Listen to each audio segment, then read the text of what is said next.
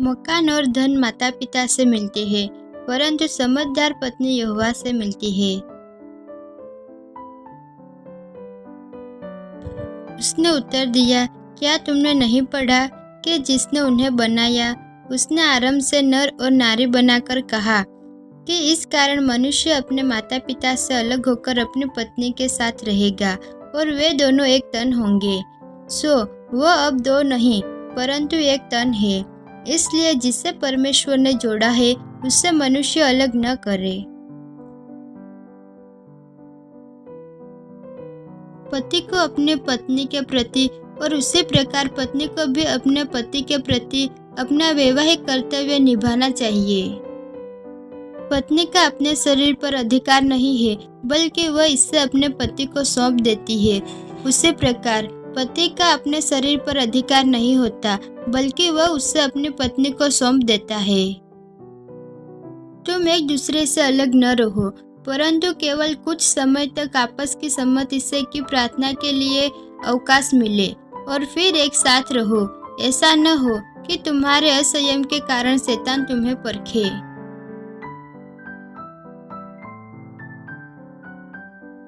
पत्नियों, तुम अपने आप को अपने पतियों के अधीन वैसे ही समर्पित करो जैसे तुम प्रभु के प्रति करती हो, क्योंकि पति पत्नी का मुखिया है। जैसे मसीह चर्च का मुखिया है, उसका शरीर जिसका वह उद्धार करता है। अब जैसे कलीसिया मसीह के अधीन रहती है, वैसे ही पत्नियों को भी हर बात में अपने पतियों के अधीन रहना चाहिए। हे पतियों, अपनी पत्नियों से प्रेम करो जैसे मसीह ने कलीसिया से प्रेम किया और अपने आप को उसके लिए दे दिया।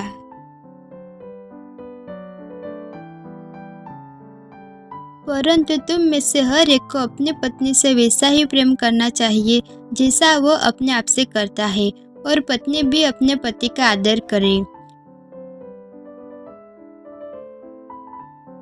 इसी प्रकार उचित है कि पति अपने अपनी पत्नी से अपने देह के समान प्रेम रखे।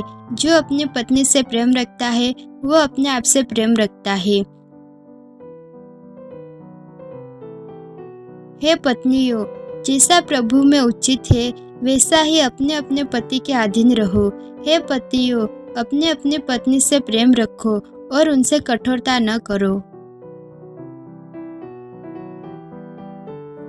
हे पत्नियों, तुम भी अपने पति के अधीन रहो, इसलिए कि यदि इनमें से कोई ऐसे हो जो वचन को न मानते हो, तो भी तुम्हारे भय सहित पवित्र चाल चलन को देखकर बिना वचन के अपने अपने पत्नी के चाल चलन के द्वारा खींच जाइए, और तुम्हारा श्रृंगार दिखावटी न हो, अर्थात बाल गुथने और सोने के गहने या भांति भांति के कपड़े पहनना, वरन तुम्हारा छिपा हुआ और गुप्त मनुष्यत्व नम्रता और मन की दीनता की अविनाशी सजावट से सुसज्जित रहे, क्योंकि परमेश्वर की दृष्टि में इसका मूल्य बड़ा है।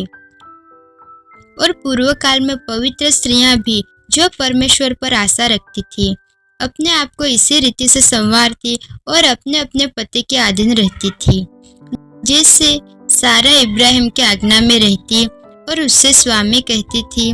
सो तुम भी यदि भलाई करो और किसी प्रकार के भय से भयभीत न हो, तो उसकी बेटियां ठहरोगी। वैसे ही हे पतियों, तुम भी बुद्धिमानी से पत्नियों के साथ जीवन निर्वाह करो और स्त्री को निर्बल पात्र जानकर उसका आदर करो, यह समझकर कि हम दोनों जीवन के वरदान के वारिस हैं, जिससे तुम्हारी प्रार्थनाएं रुक न जाए।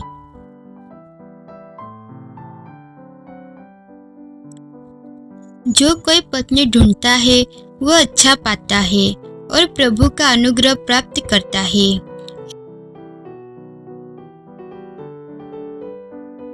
हे पत्नियों, जैसा प्रभु ने उचित समझा है वैसा ही अपने अपने पतियों के अधीन रहो। उसी तरह महिलाओं को सम्मान के योग्य होना चाहिए, द्वेषपूर्ण बातें करने वाली नहीं, बल्कि हर बात में संयमी और भरोसेमंद। उसके पति को उस पर पूरा भरोसा है और उसके पास किसी भी मूल्य की कमी नहीं है। वह अपने जीवन के सभी दिनों में उसके लिए हानि नहीं बल्कि भला ही लाती है। भली पत्नी कौन पा सकता है, क्योंकि उसका मूल्य मूंगों से भी बहुत अधिक है। उसके पति के मन में उसके प्रति विश्वास है। फिर यहोवा परमेश्वर ने कहा, आदम का अकेला रहना अच्छा नहीं। मैं उसके लिए एक ऐसा सहायक बनाऊंगा जो उससे मेल खाए।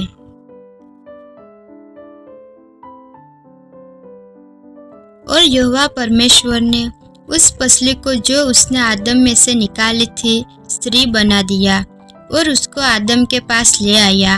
और आदम ने कहा, अब यह मेरी हड्डियों में की हड्डी और मेरे मांस में का मांस है, जो इसका नाम नारी होगा, क्योंकि यह नर में से निकाली गई है। इस कारण पुरुष अपने माता पिता को छोड़कर अपनी पत्नी से मिला रहेगा और वे एक तन बने रहेंगे।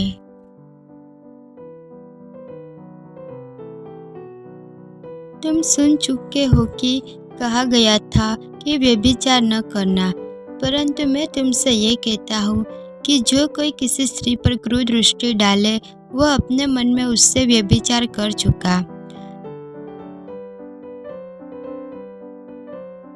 यदि किसी व्यक्ति की हाल ही में शादी हुई है तो उसे युद्ध में नहीं भेजा जाना चाहिए या उस पर कोई अन्य कर्तव्य नहीं डाला जाना चाहिए। 1 साल तक उसे घर पर रहने और अपनी पत्नी के लिए खुशियां लाने की आज़ादी है।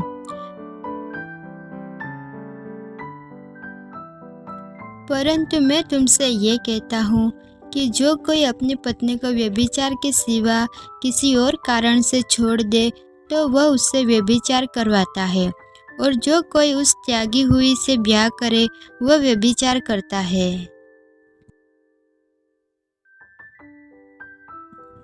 इसी प्रकार बड़ी उम्र की स्त्रियों को भी सिखाओ कि वे अपने रहन सहन में श्रद्धा रखें, निंदा करने वाली न बने या अधिक शराब पीने वाली न बने, बल्कि भलाई की शिक्षा दे।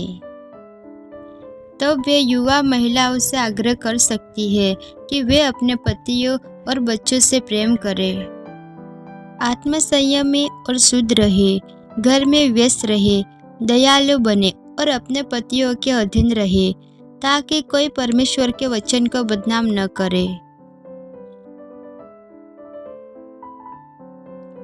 पर यदि कोई अपनों की ओर नीच करके अपने घराने की चिंता न करे तो वह विश्वास से मुकर गया है और अविश्वासी से भी बुरा बन गया है।